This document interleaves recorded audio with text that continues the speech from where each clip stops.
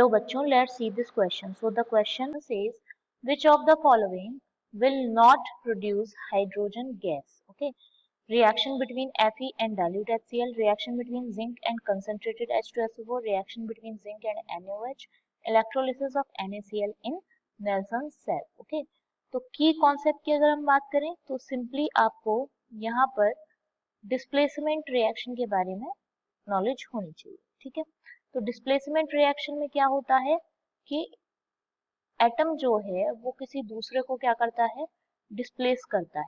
ठीक है, तो उनको हम क्या कहते हैं, डिस्प्लेसमेंट रिएक्शंस. तो उसके लिए मोर रिएक्टिव मेटल जो है वो लेस रिएक्टिव को क्या करता है, डिस्प्लेस करता है. ठीक है, हमेशा ही ये ध्यान रखिएगा आप, more reactive metal always displace less reactive metals. Right, तो फर्स्ट ऑप्शन अगर हम देखें, फर्स्ट ऑप्शन जो है आपका वो है reaction between zinc iron and dilute HCl. Okay, तो इस रिएक्शन में हम देखें तो आयरन जो है वो इजीली क्या कर लेता है, डिस्प्लेस कर लेता है किसको, HCl में से H को. ठीक है, तो उससे होगा क्या, अगर हम रिएक्शन इसकी ऑब्जर्व करें तो Fe प्लस 2HCl यहाँ पे आपका आयरन डिस्प्लेस करेगा H को, तो यहाँ पे फॉर्मेशन होती है आयरन क्लोराइड की और साथ ही आपका H2 जो है वो रिलीज हो जाता है. ओके, तो यहाँ पर आपका हाइड्रोजन गैस रिलीज हो रही है फर्स्ट रिएक्शन में. सेकंड रिएक्शन की अगर हम बात करें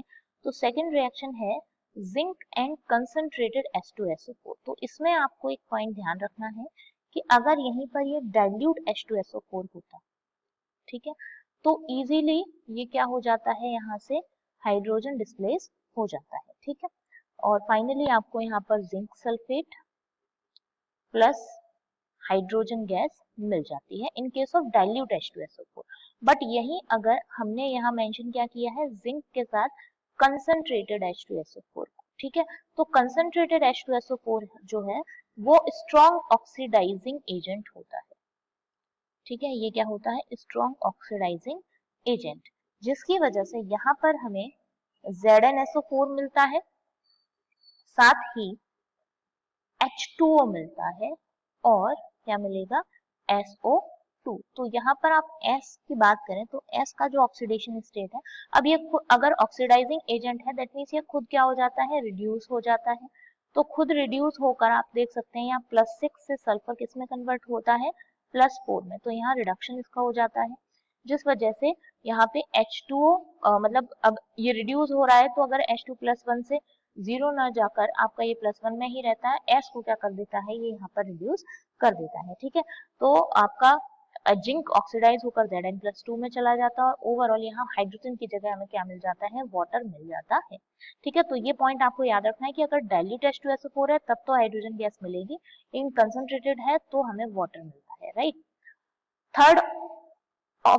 थर्ड रिएक्शन की बात करें तो जिंक का रिएक्शन है विद NaOH. ठीक है, तो यहाँ सिंपली जिंक जो है वो H को रिप्लेस करता है और किस में कन्वर्ट हो जाता है, Na2 ZnO2 और H2 आपकी रिलीज हो जाती है. ठीक है, फोर्थ रिएक्शन की अगर हम बात करें तो that is electrolysis of NaCl. तो इलेक्ट्रोलिसिस में NaCl जो है वाटर के साथ रिएक्ट करेगा और आपका आफ्टर इलेक्ट्रोलिसिस यहाँ पर हाइड्रोजन मिलती है, क्लोरीन गैस मिलती है और साथ ही आपको NaOH का फॉर्मेशन होता है. ठीक है, तो यहाँ पर भी हमें हाइड्रोजन गैस मिल जाती है. रिएक्शन बैलेंस करें तो ये आपका यहाँ पर 2 होगा.